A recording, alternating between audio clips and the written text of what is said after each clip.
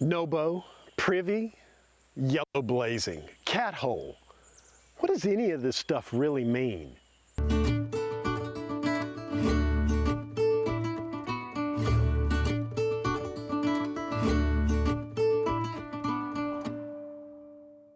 Hey YouTube, my name is Todd, and if you like hiking, camping, and especially long distance hiking, well then you're in the right place.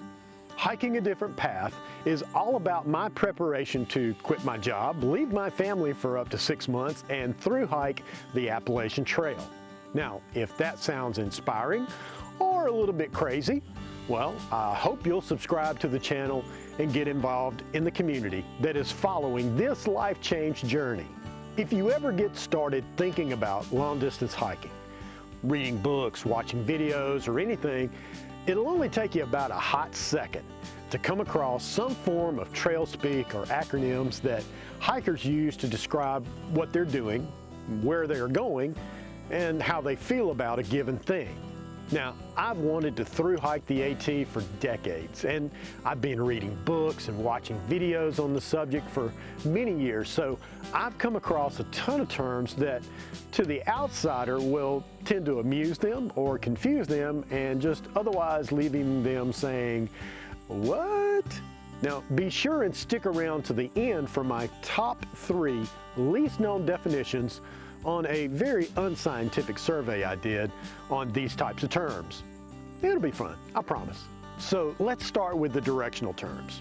Through hiking is all about getting from point A to point B, so how you get it done matters. Like most things related to hiking, you got a lot of choices. So the first term is nobo.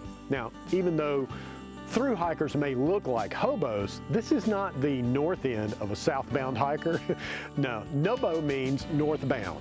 This would mean you start on the AT at Springer Mountain in Georgia and hike north-ish to Mount Katahdin in Maine. Consequently, a southbound orientation for hiking the AT is called a sobo. Just switch the starting and ending locations. Now, given the weather, hikers will start these different directions at different times of the year.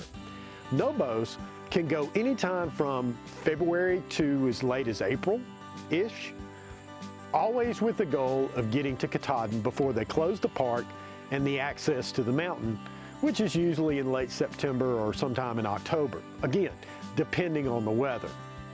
Now, sobos may not start until sometime in April all the way up to June, with the hope of getting to Springer before the temperatures in the south get too cold. Now, having lived in the south all my life, I can tell you that yes, we have a winter. It's usually about 4 or 5 weeks around January and February. Oh, and don't forget the second winter that we get right before Easter, just so everyone catches a flu one last time before summer sets in. There is an alternative option, a little less common among hikers, called the flip-flop. No, it's not your shower shoe, but it's an option to divide the whole trail in half and hike north or south from either Springer or Katahdin, and at their own personally designated halfway point, flip to the other mountain terminus and hike the opposite direction, back to the midpoint. Next, there are the trail markers you follow. Whoa, hey, I heard that. Be nice. Yeah, I know they mark the AT with white blazes, like this one. Again, there are lots of ways to do this thing. There's white blazing. Now, this is considered to be a more purist method of hiking the AT. You hike all of the white blazed miles of the trail without leaving anything out or bypassing any sections. Then there are blue blazes. What in the blue blazes, you say? Well, blue blazes mark side trails that come off the AT, usually going to a shelter, a scenic overlook, or some other point of interest, or it may bypass a particularly difficult section of the White Blaze Trail. Mount Albert immediately comes to mind. This is a section I've done with my son, and the White Blaze Trail goes up and over Mount Albert, and at the top there's a fire tower. The Blue Blaze Trail goes around the base of the mountain, cutting off about a mile of very steep elevation change, both climbing and descending. and, well, you missed the fire tower. Next, you have yellow blazes. Now, this is a reference to the yellow dividing line on public roads. Persons are known to bypass sections of the trail by hiking or hitchhiking on the road. Then there are aqua blazes. This is using rivers or other waterways to bypass white blaze sections of the trail. Now, keep in mind, the hiker can always go back and hike the white blaze sections later if their conscience or psyche are overly burdened by the omission. Hey, it could happen. My favorite is pink blazing. Now, this is a term reserved for the male gender, denoting a young buck going wherever a particular female hiker, or shall we say doe, goes, stopping and going on the whims of the doe at all times. And it should be noted, this is a generally unwelcomed method of hiking, to the pinky being blazed, for if not an unwise strategy for the buck doing the blazing, but HYOH. Oh yeah, HYOH, hike your own hike. Always a good practice to follow. This is a line of thinking that keeps one from turning into a country song. I ain't as good as I once was, and from being unjustly judgmental of others on the trail. These are just a handful of the terms that you encounter when first you begin to dream the seemingly impossible dream of hiking over 2,000 miles. I'll give you a few more and then my top 3 least known definitions. Next, there's cameling up. This is drinking a lot of water to reduce the amount you carry in your pack. I don't know. Cat hole. This is the hole you dig so you can poop in it.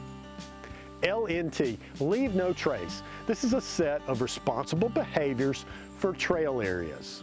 GORP, good old raisins and peanuts. Sadly, I can't eat peanuts, and that's a shame. I'd kill a man some days to be able to eat a Snickers again.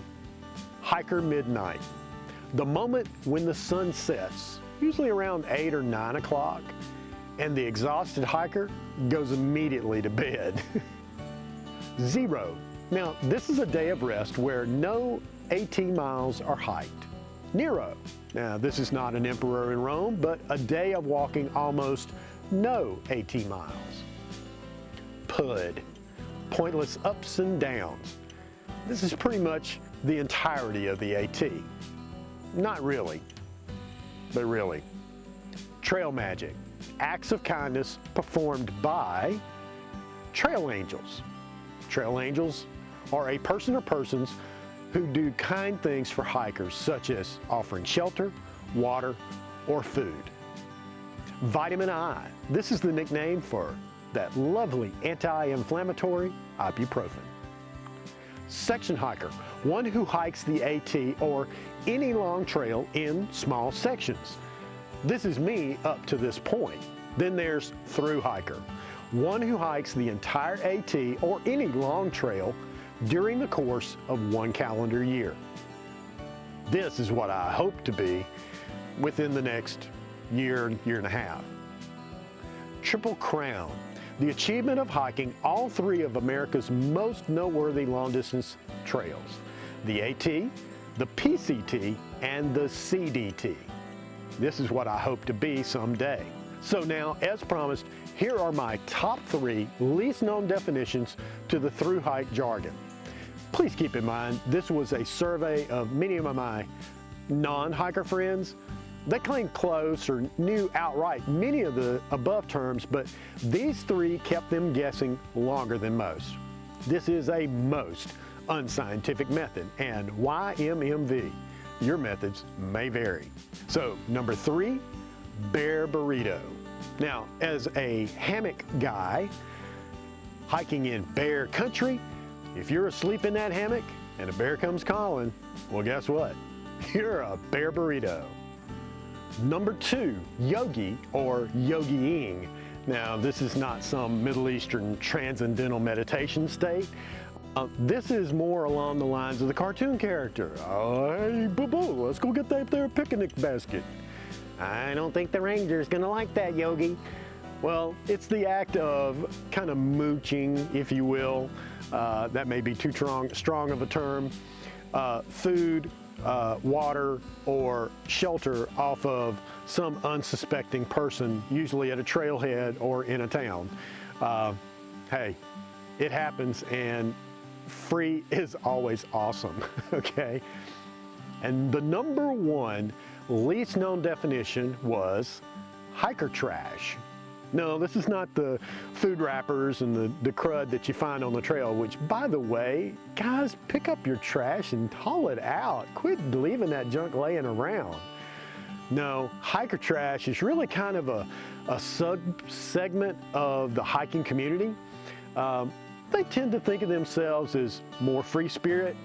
They tend to party a little harder, stay up a little later, and just do things a little more awesome. So I don't know that I'll ever be hiker trash. I know I'm probably gonna look like hiker trash, because after 3 or 4 days on the trail with no shower, I'm pretty rank.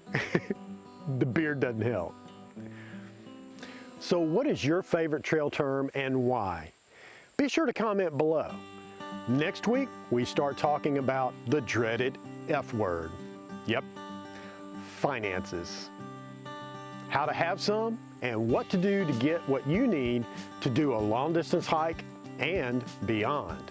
Until next week, take a hike and love somebody along the way.